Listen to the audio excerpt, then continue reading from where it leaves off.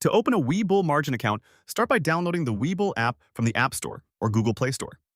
Once downloaded, create an account if you don't have one already. You will need to provide your email address, create a password, and verify your identity by providing personal information such as your address and social security number. After creating your account, log in and navigate to the Account section. Here you will find an option to apply for a margin account. Click on this option to proceed.